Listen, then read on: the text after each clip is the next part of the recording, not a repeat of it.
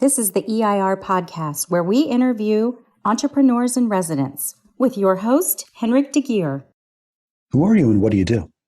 My name is Dave Terzian, and I am a lifetime entrepreneur, principally in the restaurant space. Spent over 40 years in the restaurant business, but I've owned a number of other brick and mortar businesses as well. In the restaurant space, I've been both a franchisor and a franchisee. Most notably, I was the franchisor for a well-known Washington, D.C. area restaurant chain called Jerry's Subs and Pizza. We grew to about 150 stores before I sold the business about 6 years ago. I was also a multi-unit franchisee of two national brands, Checkers Hamburgers and Bojangles Fried Chicken. So my particular expertise is not only in the restaurant space, but also in understanding the dynamics of the franchise model from both the perspective of the franchisor and the franchisee. And through the years, I also invested in a lot of real estate, now own a number of commercial properties here in the DC area, as well as a number of high-end residential properties in Boulder, Colorado. And as I like to summarize my life's experience as an entrepreneur, I've made a lot of money and I've lost a lot of money, and I have the good fortune to have ended up more than a little bit ahead. But most importantly, I learned a lot of valuable lessons along the way, lessons which I really enjoy sharing with the students I work with now as an entrepreneur in residence at Georgetown University. Dave, how are you involved as an entrepreneur in residence? Well, Georgetown has a program called Georgetown Entrepreneurship, and it's a program that's affiliated with the McDonough School of Business there at Georgetown University, guided by Jeff Reed, who's the director. And the program started about 7 years ago. I've been involved for the past 5. Our mission is to create a culture of entrepreneurship at the university. It's open to students, throughout the university, anyone who's interested in entrepreneurship, whether or not they're part of the business school. And the program offers a variety of formal and informal points of engagement with a dozen or so of us who serve as entrepreneurs in residence. And we conduct activities ranging from workshops to drop-in sessions designed to or just drop-in help sessions, I guess you'd call them. We call them chalk talks. So it's very informal. Students can just drop in and run an idea by us, or they can just listen to other students' ideas and get an idea of how to formulate business ideas and move them forward. We have individual office hours for the students who want more in-depth sessions. And then we conduct a number of formal pitch competitions throughout the year. Most of the engagement is done, at least for me personally, there on campus. I get onto the campus a couple, 3 times a week, for anywhere from 1 to 3 hours at a time. But other times we engage students through phone calls, Skype sessions, and other such medium. Dave, what are the biggest challenges and successes you've seen as an entrepreneur in residence? Good question.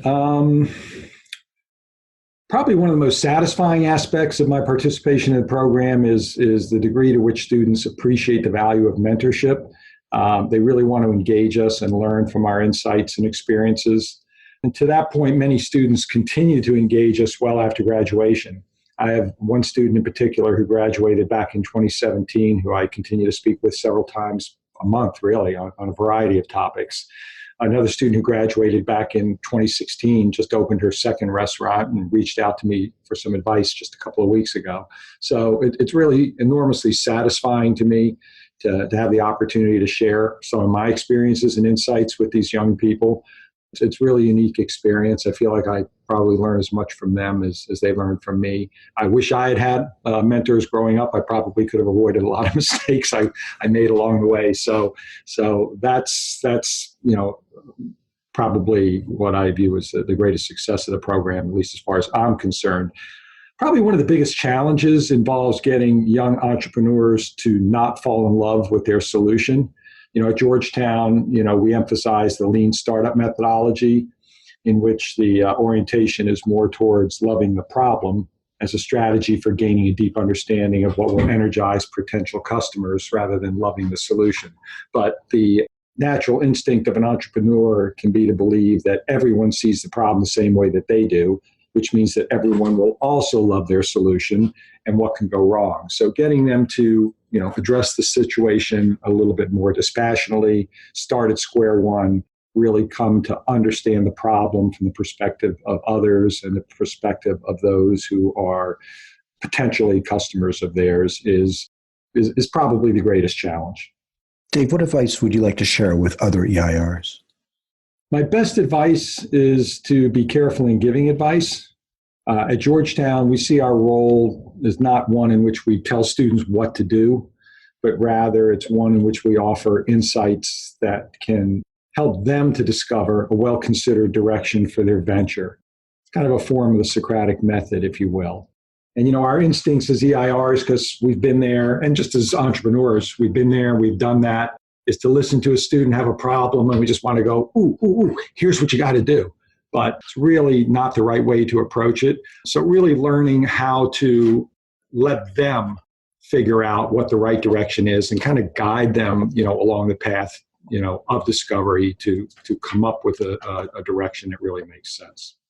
And where can we learn more about Entrepreneurs in Residence and your work as an EIR?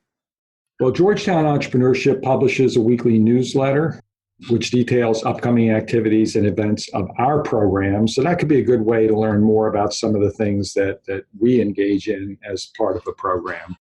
And it gives an overview, it gives a summary of some of the things that we're working on and the resources that are available to students there at the university. It's really a very dynamic program. When I started, 5 years ago, as I think I mentioned, the program itself started 7 years ago. When I started 5 years ago with the program, it was really in just its early stages. And it's evolved into such a great resource for students. It's really just an amazing thing. But that's probably the best way for anyone who's interested in learning about what we do there and how it works, to try and check out the newsletter. And some of the programs, some of the events are open to the public, so they could even come by and take a look at some of the things that we're doing right there on campus. For more about this, visit EIRpodcast.com. Don't forget to please subscribe, rate, and review. Tune in next week for the next episode. Thanks for listening.